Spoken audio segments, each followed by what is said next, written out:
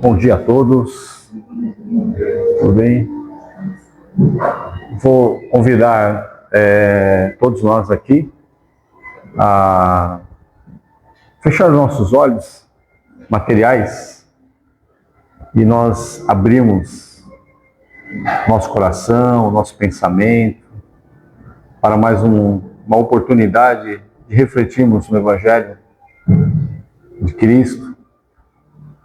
E aqui, juntos, elevando o nosso pensamento a Deus, nosso Criador, esse Pai de misericórdia, de luz e bondade, que nos sustenta, que nos deu o dom da vida, a nossa gratidão.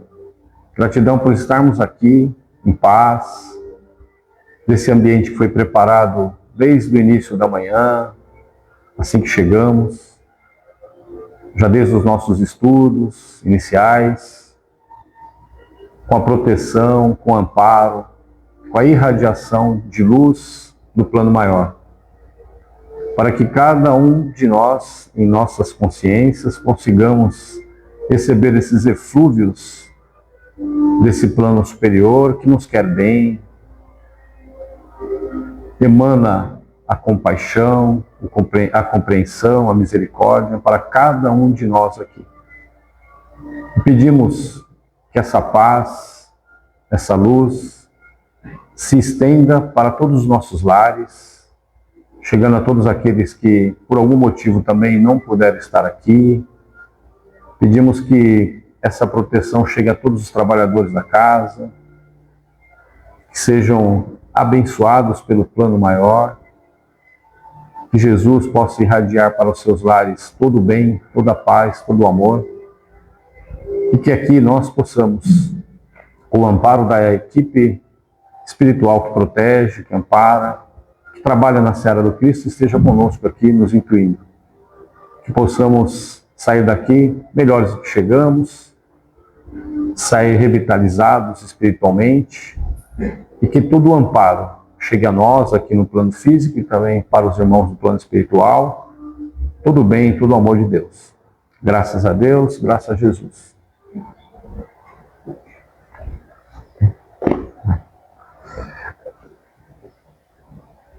Eu vou fazer só um breve comentário para falar do tema, né? Nós estamos, nas segundas-feiras, nós estamos iniciando o curso aqui das obras de Kardec. Então, o que aconteceu? A gente já fez vários cursos, né? Mas aí eu mergulhei nesse tema, né, das obras e procurei mentalizar, estudar e tudo mais. E encontrei numa mensagem do Emmanuel, se referindo às obras do Livro dos Espíritos, né? Falando que o codificador, depois que recebeu todas aquelas mensagens, né, dos espíritos superiores, ele pediu uma inspiração. E nessa inspiração, ele evocou, né, o plano maior, né, e veio para ele uma inspiração para ele iniciar o livro pelo tema Deus, né. E aí eu falei, bom, já que nós estamos iniciando o ano, né, e eu estou estudando, né, as obras lá para a gente poder preparar para o curso, falei, olha, nada melhor do que a gente começar com esse tema. Então eu coloquei assim, Encontro com Deus, né, o tema, né? Encontro com Deus. E aí a gente vai tentar mais ou menos desenvolver alguma coisa nesse sentido, né?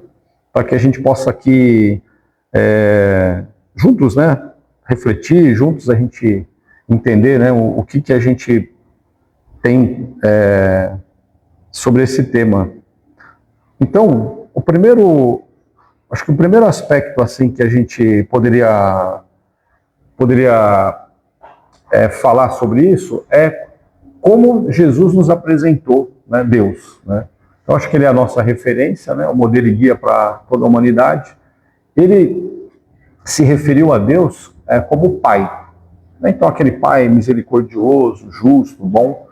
Então ele não está aqui para punir ninguém, ele não está aqui para criar dificuldades para ninguém. As dificuldades, obviamente, vão existir, são parte do nosso processo evolutivo, né? A gente hoje de manhã no estudo a gente estava falando da lei do progresso, né? Então, para a gente progredir, é como se a gente tivesse uma escola, né? a escola exige que a gente passe de um ano, vai para um próximo ano, e aí nós temos que estudar, nós temos que colocar em prática, né, aquilo que a gente aprendeu, e aí nós vamos aprender outras lições mais difíceis, muitas vezes, né, e vamos progredindo. E assim os espíritos superiores vão progredindo, até chegar no estágio, por exemplo, do que não foi permitido a gente conhecer, no estágio como Jesus, né, que é o modelo e guia para a humanidade. Aí eu trouxe do Evangelho aqui uma mensagem que ele falava assim, né, lá em João, no capítulo 6, 38, ele fala assim: pois desci do céu, não para fazer a minha própria vontade, né, a própria vontade dele, de Jesus, mas a vontade daquele que me enviou. Então, o que ele quis dizer? Ele veio do céu, então ele estava num plano muito superior, né, um plano onde habita espíritos de luz, né, os chamados aqui para nós, né, mais didaticamente para a gente falar, né, Kardec conceituou, né, pelo ensinamento que veio dos espíritos, como espíritos puros. Então, Jesus era um espírito puro, ou seja, aquele que passou pela fieira, né, do aprendizado, da lei de progresso, e chegou no estágio superior ao que um espírito pode almejar, né? E ele realmente deu sinais aqui que ele era um espírito superior e estava aqui né, como missionário, né? Vamos falar, não precisava estar encarnado para ele evoluir, não, nós sabemos que não, ele veio aqui, né, para dar um ensinamento para a gente, para trazer toda uma evolução e um contexto intelecto-moral. Mas aí, como a gente falou que é encontro com Deus, a gente precisa, então nós já entendemos, né, esse Deus que ele veio para uma missão, né? E aí tem uma outra passagem aqui, que ele fala o seguinte: a minha comida é fazer a vontade daquele que me enviou a realizar a obra. O que ele falava, né? O alimento dele, aquilo que sustentava ele, não a comida física, né? Obviamente, o alimento espiritual dele era fazer a vontade do Pai. A gente simplificando aqui, né? Ou seja, Deus, Criador, né, de todo esse universo, né, que é muito grandioso, a gente sabe, né? Bilhões de galáxias, bilhões de planetas, né, leis que regem tudo isso. E a gente sabe que, obviamente, para ter toda essa regência, a gente, obviamente, teve que ter um Criador, né, uma inteligência. E aí que, para nós, né, Deus, Kardec, quando pergunta, né, o que é Deus? Né? Não quem, porque não é uma pessoa, nem o que, porque não é uma coisa, mas que é Deus? Aí ele vem a resposta, que é uma resposta muito pertinente aqui para a gente, quando a gente começa a entender, né, todos esses processos da questão da criação, de Deus, que Deus é a inteligência suprema do universo, né, causa primária de todas as coisas. E aqui a gente vai falar na nossa linguagem aqui que é causa primeira, a causa que deu origem a tudo, né?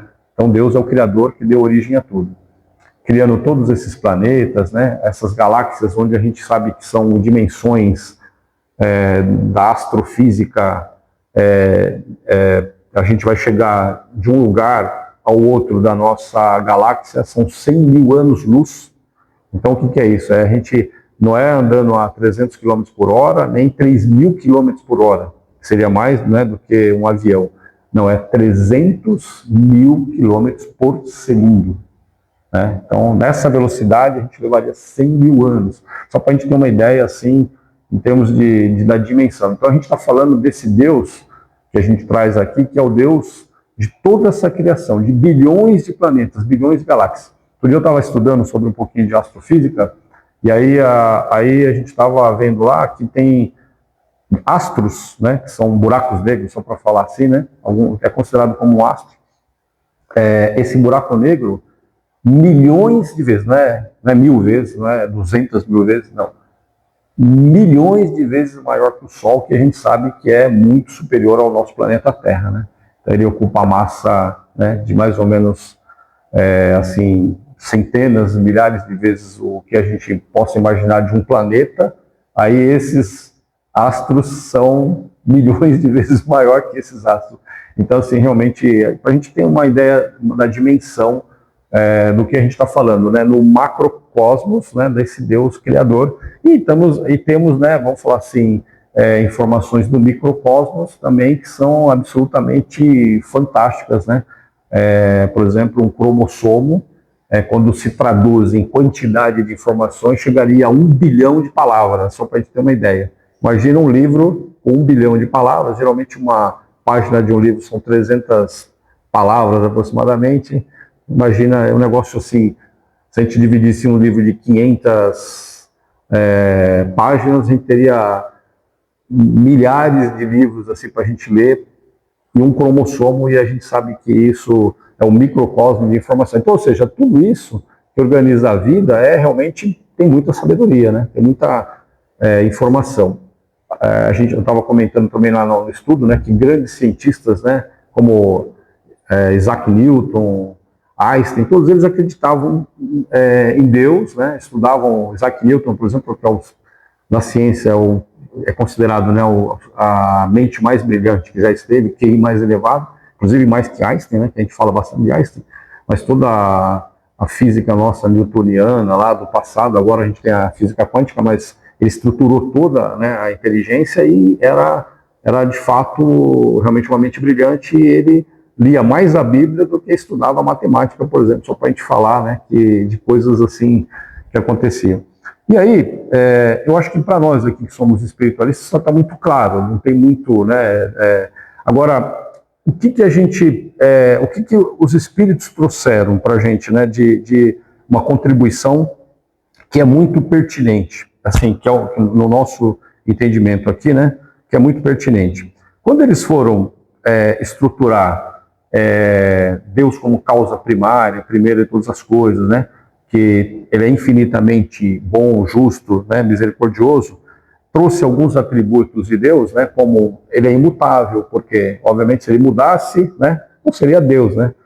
Se ele não é material, porque a matéria sofre variações. Então, ele é onisciente, onipresente. Então, em todos os cantos ele está. Então, quando acontece alguma coisa que a gente entende assim, olha, ali não está legal, naturalmente alguém que ali está distante de Deus. É como, né, Deus é como uma luz, né? Se você deixar tudo na treva, pode ser que não esteja bom, mas se acender, ela vem. Então é mais ou menos isso, né? Como também o calor, né? Você pode estar num ambiente frio, frio demais, mas se tiver Deus, vai ter o aquecimento, né? Então, aquilo que a gente fala que muitas vezes é o mal, né, que ocorre, né, muitas vezes, são essas pessoas que estão na ignorância do bem. A ignorância do bem seria a ignorância de Deus e das leis de Deus. Então, para nós, essa é a situação que a gente sempre comenta, né? E aí vem assim, qual é a prova da existência de Deus, né? No plano exterior, a gente sabe que tem muita inteligência, né? A gente sempre dá esse exemplo, que é um exemplo muito clássico, né? Quer dizer, né, a gente tem lá uma sementinha que nasce na terra, essa sementinha, ela vai junto, né, com toda a atividade ali na terra, os elementos da terra, ela vai ter ali dentro, né, o desabrochar ali de um pequeno ramo, vai crescer, vai se tornar uma árvore, essa árvore vai frutificar, essa árvore vai dar flores e frutos, né, vamos dizer assim, né, que é a missão dela. Durante a existência dela, ela vai estar o tempo inteiro trabalhando, que também é a lei do trabalho, que impera em todos os reinos, né? A gente tem lá desde o reino mineral, vegetal, animal, e até chegar no reino nosso, né, que seria o hominal, e depois pensar assim nos reinos angelicais, né, dos espíritos mais evoluídos e tal. E aí o que acontece? Ela vai estar exercendo o papel dela ali, e a gente sabe que para aquilo acontecer teve que ter toda uma inteligência, uma sabedoria ali dentro. E essas expressões de sabedoria, né, do canto do pássaro, né, de uma montanha, né, do nosso planeta lá, que, por exemplo, se não tivesse a Lua aqui, a gente teria maremotos o tempo inteiro, a gente ia acabar não conseguindo viver. De um elemento químico, por exemplo, né, que todos os elementos químicos, quando fica no sólido, eles ficam mais pesados que a água, né, por exemplo. E quando a gente tem a água, o hidrogênio, ele flutua. A gente tem os estados da água, por exemplo, que permite que ela evapore. Quando ela evapora, ela forma uma nuvem que traz água para as regiões. Também, senão a gente não teria vida ali naquele ambiente. Então, são tantas inteligências, e sem contar, né, toda a máquina que é o nosso corpo, que não precisa nem dizer, né? A gente imagina toda a inteligência para a gente poder estar aqui, um vendo o outro, ouvindo o outro, interpretando, entendendo, o cérebro agindo. Então, assim, toda essa sabedoria nos leva a querer o seguinte, que qual é a razão da gente ter esse entendimento? A razão é muito clara, é uma razão que a própria ciência nossa traz, que todo efeito tem uma causa, todo efeito inteligente tem uma causa inteligente. E para ter todo esse efeito que a gente vê, né, que é uma árvore dar um fruto lá, né, absorvendo a irradiação do sol, a água que está no solo, a raiz que penetra, né, a folha, né, que faz a fotossíntese para a gente poder ter o ar para respirar, porque a gente respira aqui, a gente não criou o oxigênio e nem está produzindo oxigênio, ele está natural. Nosso coração está batendo, pulsando, porque a gente tem, obviamente, a lei da conservação, né? E isso está regendo todo o nosso universo. Então a gente tem esse Deus Pai misericordioso. Agora, um encontro com Deus, sabendo então que Deus é a causa primeira e primária de tudo, é a inteligência suprema, Ele é a misericórdia maior, Ele é o amor maior, Ele é tudo supremo. Ok. Qual é o comportamento nosso em relação a isso? Aí a gente tem o nosso Mestre Jesus que fala que veio em nome dele. O próprio alimento dele era fazer a vontade do Pai. Qual deveria ser a nossa atitude? Deveríamos seguir as leis de Deus e fazer a vontade do Pai. Qual é a vontade do Pai para cada um de nós? É que a gente progrida, que a gente encontre com o progresso a nossa felicidade, que a gente se torne uma pessoa do bem, que o bem supremo é Deus, mas que a gente, em cada atitudezinha nossa, seja aqui na hora de dar um passe em alguém, na hora de servir uma água ali fluidificada, né, que os espíritos estão ali irradiando a luz, seja na hora que nós estivermos na nossa casa, educando um filho, ajudando alguém a atravessar a rua, sejam essas expressões de amor, de luz e do bem que está a nosso dispor, que é possível que a gente implemente, né? Que é possível a gente fazer materializar. Então, essa é a razão, né, principal que a gente precisaria, nessa busca, né, de Deus, e olhando, né, se espelhando no Evangelho do Cristo, e ele sempre como nossa referência, o que a gente vê? Em alguns momentos ele buscava o silêncio. Ele fazia lá os milagres, curava aqui, curava ali, tinha aquela, né, aquela multidão, e de repente ele né, se dirigia a um local mais reservado. E aí ele ensinou que a prece, que é essa conexão dele com o Criador, com Deus, claro que estava muito mais evoluído do que a nossa, óbvio. Mas a gente tem aqui um Wi-Fi que nos leva às fontes mais evoluídas do planeta. Pode nos levar, por exemplo, né, às fontes das esferas crísticas, né, como Kardec conseguiu. Respostas que vieram de espíritos crísticos. Né? Assim, além de santos que estiveram aqui na Terra, né, como Santo Agostinho, São Vicente, etc., né? Que é Paulo de Tarso, todos esses que deram comunicação para ele, eles tinham por cima deles ainda numa camada superior, que eram os espíritos que dirigiam todo o trabalho e que eram das esferas crísticas. Então, o que acontece? A gente acessar isso, obviamente que talvez nesse momento, a gente com a prática, né, a gente pode ir chegando gradativamente. Mas o mais importante é a gente ter uma sintonia, né, com esse plano maior e com essa inteligência. E como a gente consegue isso? Em geral, a gente vai conseguir isso no silêncio, né? Porque o externo, às vezes, nos distrai muito, né? Então a gente está... Óbvio que o externo faz parte do nosso dia a dia, né? A gente está aqui, por exemplo, tendo um contato com o externo. Mas em um determinado momento, a gente vai ter que ficar no nosso colóquio ali, né? Ficar ali sozinho, ali, em silêncio, nós vamos ficar meditando, né? Como é que nós estamos, o que nós podemos fazer de melhor. Santo Agostinho pedia para a gente passar em revista todos os dias o que eu poderia ter feito de melhor, o que de bom eu deixei de fazer para o meu próximo, né? Essa era a mensagem dele, né? A mensagem dele sempre foi muito clara, no sentido de, poxa, faz uma revista, né, do teu dia e veja se você está no caminho, né? E com a consciência de Deus, que eu acho que é esse ponto bem importante para nós, o que ele nos remete? Ele nos remete a gente ser menos materialista, menos egoísta, menos orgulhosos, porque todos nós somos filhos do mesmo Pai. Todos nós estamos fazendo parte dessa centelha divina, né? Ele nos deu uma centelha divina. Então, estar à frente de um ser humano, eu estou na frente de uma centelha divina de Deus. Muitas vezes a gente não tem essa compreensão, e muitas vezes a gente até tem algumas rusgas, né, e divergências com pessoas que são os nossos irmãos que estão aqui nessa caminhada.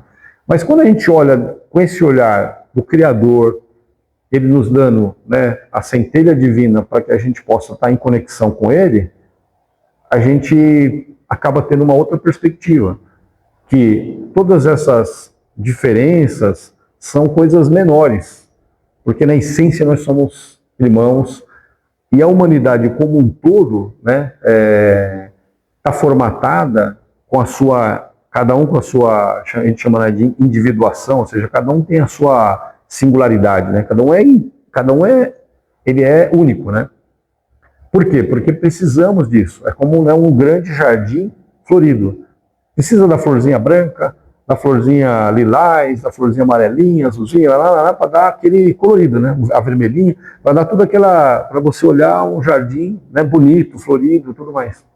Mais ou menos, esse é um exemplo. Outro aspecto que eu gosto de dar também, sempre buscando algum elemento da natureza, é como se fosse uma pedra muito grande, que Deus permitiu que uma parte dela fosse, né, dada para cada um de nós. Não importa se essa pedra caiu no mar, se essa pedrinha, os fragmentos dessa pedra, né, está lá na nossa casa, está no nosso bolso, ela continua sendo a pedra. Ela pode receber, vamos falar assim, aqui caiu no mar, vai receber uma oxidação ali da água, aqui está no ar, né, vai receber uma oxidação do ar, de repente uma que está pegando chuva e sol vai receber alguns elementos ali da chuva e do sol, mas na essência lá dentro, ela continua sendo aquela pedra, um pedacinho daquela pedra. Só para fazer uma analogia, né? Então é mais ou menos como a gente, né? Cada um de nós tem essa centelha divina e continua carregando essa centelha. E aí, quando Jesus nos apresenta, né, esse Pai, ele remete a uma parábola muito linda, né? Que é o Pai que mesmo, né, com o filho, ele em vida, né, é o filho pródigo, né? Ele apresenta o pai como filho, na parábola do filho pródigo. E como que esse pai é, né? O filho vai lá, pede mesmo em vida a herança. A gente sabe que no íntimo, né, ele está querendo até a morte mesmo do pai, né, no psiquismo dele. Mas não vamos entrar nessa parte. Vamos para a parábola em si, sem mais de elementos mais claros. Aí ele vai, o pai, não, tudo bem, te dou a parte da herança, segue, siga teu rumo. Aí o filho vai seguir o rumo dele. Aí o que o filho faz?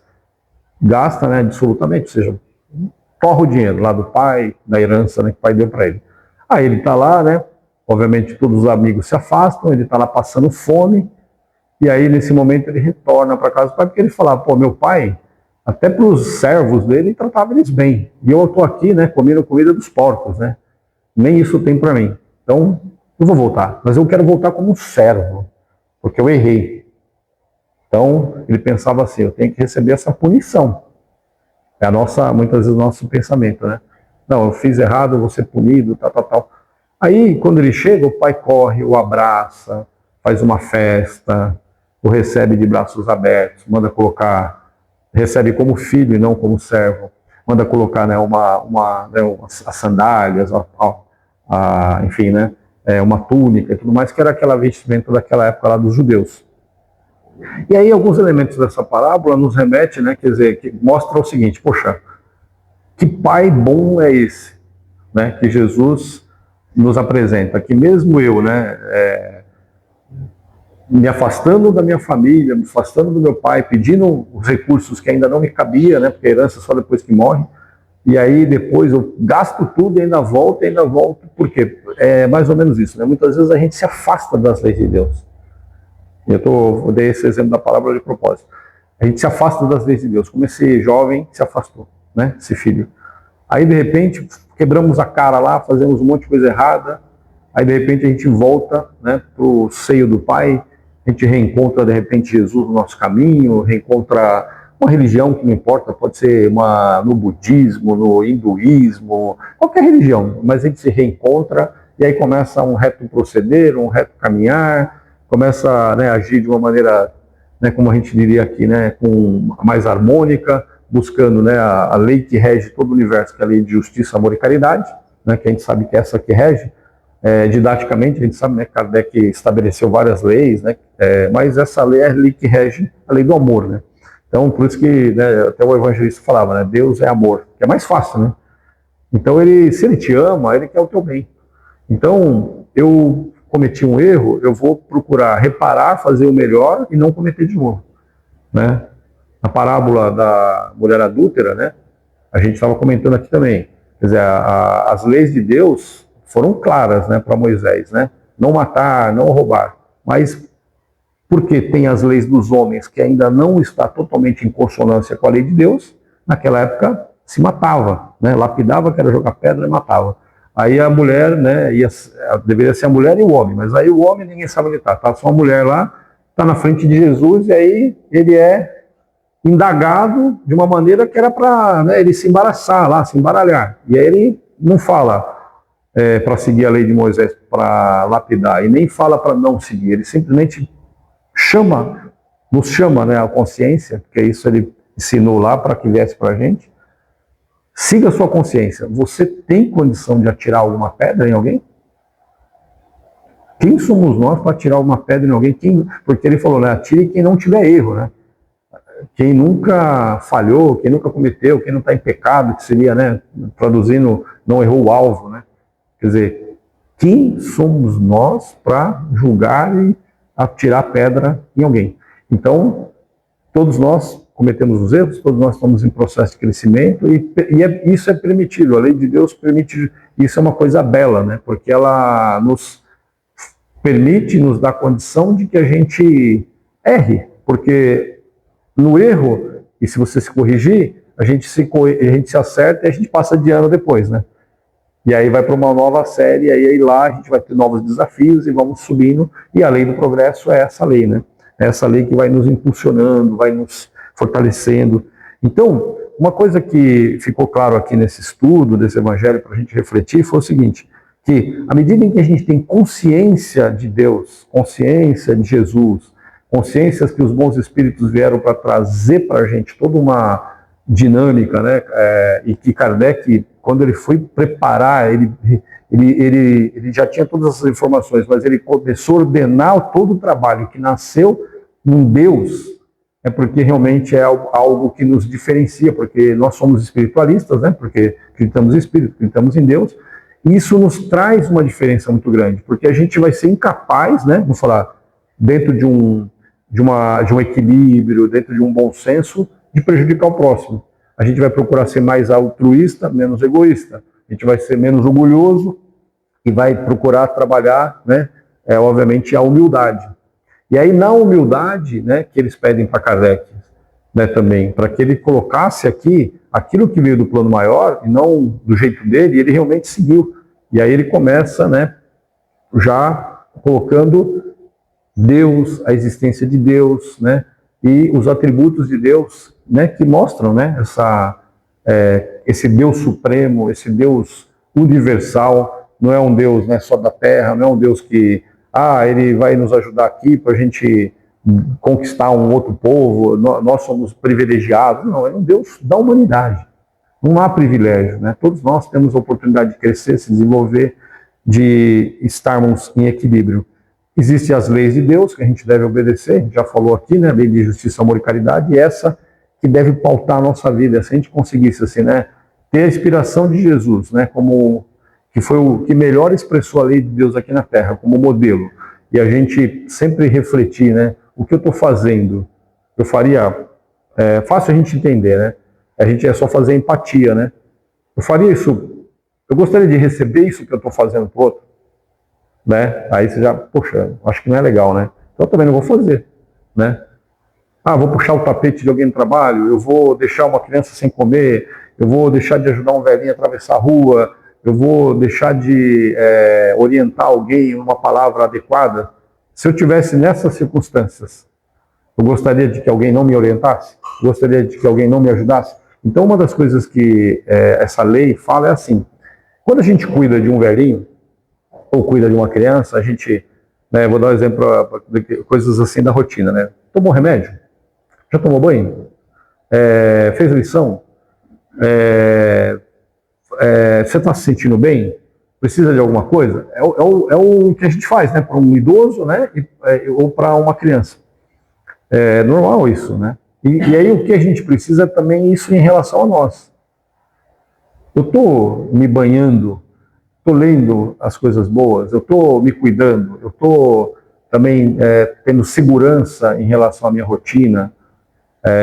Sabe, é como se você tivesse, com o mesmo cuidado que você tem, né, com um idoso que precisa de todo um carinho, toda uma atenção, você também tem em relação a você. Só que não só nas suas atitudes para o seu bem-estar de prazer, mas também da sua consciência, do seu pensamento. Estou pensando em coisas boas? Será que isso é legal?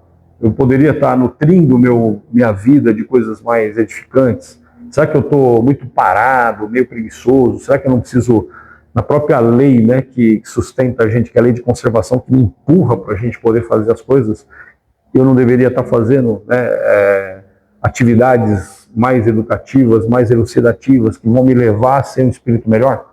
Se é a lei do progresso e a gente acredita em Deus, a gente tem que seguir as leis de Deus, essa é uma das leis, a gente tem que progredir, né? Ser um ser humano melhor hoje do que eu fui ontem, e amanhã melhor do que eu estou hoje. Pouquinho que seja, não se comparar com ninguém. Não importa, né, se, por exemplo, o Eric aqui é muito mais evoluído que eu, a Sheila é mais evoluída, a Vitória, o Thiago, a Patrícia, né, o Wilson, qualquer um, não importa. A gente é em relação a nós. Então, em relação a Vanessa, lá em relação a ela, precisa melhorar um pouquinho. Eu, o Márcio, precisa evoluir um pouquinho. E aí a gente vai caminhando, né, sempre nesse diapasão, né, de tentar sempre melhorar. Eu não consegui ainda, vamos nos esforçar para fazer um pouquinho mais. Eu vou ler um livro para ver se eu pego uma recomendação, eu vou procurar ver o que pode me motivar para eu fugir um pouco de uma determinada preguiça que eu estou tendo, algum desencanto com alguma coisa, e vamos tocando o barco. E aí nesse mesmo contexto, eu queria passar para vocês o seguinte: os espíritos trouxeram para Kardec uma rama, eu vou tentar mostrar, aqui é pequenininha, mas assim, é uma rama bonitinha, né? É uma rama de uma videira, né? Então tem lá o ramo, as folhinhas, e depois tem o fruto, tá? Por que eu estou mostrando para vocês aqui? Não sei, se estiver muito pequeno, peço desculpas. Mas assim, a rama, os espíritos pediram para que a gente interpretasse como sendo a rama, as folhas, o corpo físico nosso. A seiva, que não dá para ver, que está ali dentro, né, que está circulando, né, que nutre toda a árvore, né? Ela pega lá desde da raiz e vai até o fruto. Essa seiva seria o espírito. Olha que interessante. E o bago, né, que na verdade para nós aqui é a uva ali, o fruto, é o cacho, é o espírito encarnado. Então nós temos, né, na versão aqui que os espíritos pediram para ele colocar, inclusive o desenho foi feito psicografado, tá? Alguma médium lá fez, aí ele falou, coloque essa imagem, que essa imagem representa o trabalho do Criador para com a humanidade. E aí a gente vai em alguns elementos, né? Então a gente tem o corpo, nós somos alma, né? Somos espírito encarnado, tá? Legal. E aí, o que a gente olha? Primeiro, o cacho. Não é uma fruta isolada, né? Não é uma melancia separada lá das outras. Não, ela é um cacho, ou seja, a gente cresce junto, a gente está ali junto, né? Várias, né? Todo mundo aqui já pegou um cacho de uva na mão. Ali, quando a gente pensa assim, né, numa visão mais filosófica da uva, a uva ela se torna o suco da uva ou vinho. Ela tem que ser macerada, né? Ela passa por um processo, né? Ela vai ser um pouco ali, né? Vai ter que sofrer aquele processo. E aí ela traz dela o melhor. Então, acho que talvez um pouco dessa questão mais filosófica aqui, que não está escrito aqui, que eu estou falando disso, né? Talvez, talvez a mensagem maior da videira, né, é nesse aspecto, né?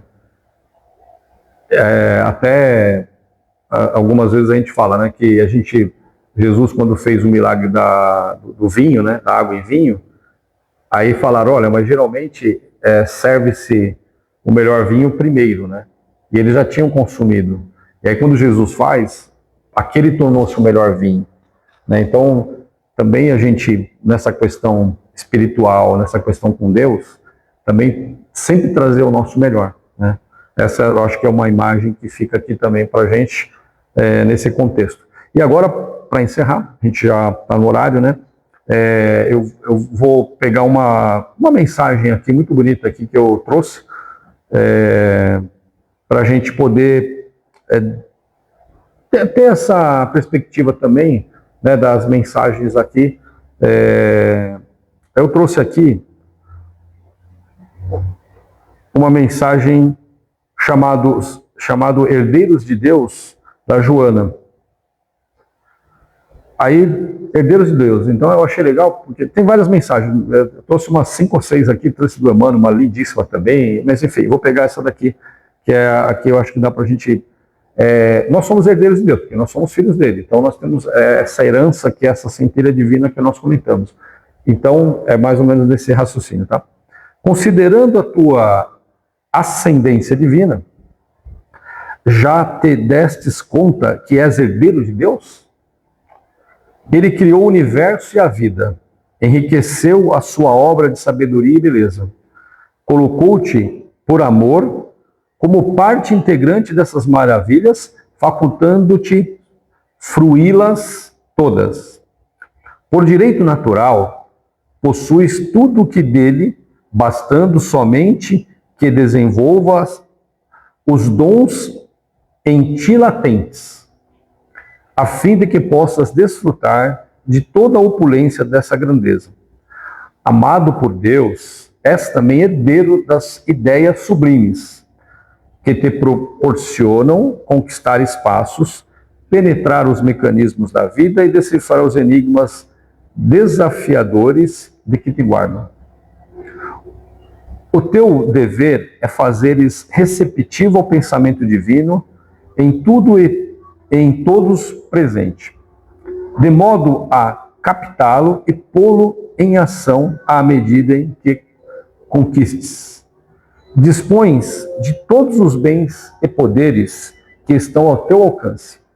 Todavia, são importantes, senão imprescindíveis, para lográ-los a confiança e a fé, bem como o esforço para desdobrares as capacidades adormecidas em ti, mediante as quais saberás usar estes tesouros com condição e integridade. Tudo que te falte não é valioso, porquanto o essencial é a vida e a sabedoria para conduzi-la, a fim de seguires não apenas coisas, senão lograres a plenitude e a abundância que o teu direito de herdeiro põe à tua disposição. Se permaneceres na infância espiritual, não podes usufruir, por não saberes utilizar de todos os bens. Todavia, se adquirires a maioridade, irás utilizando-te e felicitando-te com todos os tesouros da criação, como filho de Deus, portanto, seu herdeiro ditoso. Joana de Ângeles, quem psicografou foi o Divaldo Franco. Nessa belíssima mensagem, né, da Joana, ela nos remete, né, a essa herança divina, essa herança bendita, né, que todos nós temos direito. E se a gente sair da infância espiritual, que é o quê? Se a gente progredir, né, para uma maturidade espiritual, não é maturidade de idade, espiritual, a gente vai conseguir chegar, e aí a gente vai para páramos mais evoluídos, mais ditosos, né? Conforme a gente viu aí na mensagem. Muito, muito bonita. E aí eu vou fazer só uma prece para encerrar, bem breve, pedindo novamente para que a gente feche os nossos olhos, que em conjunto aqui, numa vibração de muita luz e amor, recebendo esses eflúvios, né, do plano maior, que nos intui, nos fortalece, nos permitiu que nós estivéssemos aqui juntos, aqui nesse momento, que essas palavras, que essas orientações dos professores nossos do nosso Evangelho possam tocar os nossos corações, especialmente quando nós estivermos na prece sincera, aquela que chega até as portas do céu, que a gente medite na grandeza desse universo, na bondade de Deus, na oportunidade de estarmos aqui, crescendo, aprendendo, evoluindo. E assim, encerramos o nosso Evangelho pedindo a misericórdia divina, a lei de justiça, amor e caridade que Deus nos ensinou, que todo o bem, toda a luz, toda a sabedoria possa chegar a cada um aqui dos presentes, no plano físico e também no plano espiritual, e que os nossos anjos guardiões tenham paciência para conosco, nos oriente, nos dê coragem, resignação, bons conselhos para que a gente possa ter uma trajetória cada vez mais suave, mais serena, mais edificante para o nosso espírito. Graças a Deus, graças a Jesus.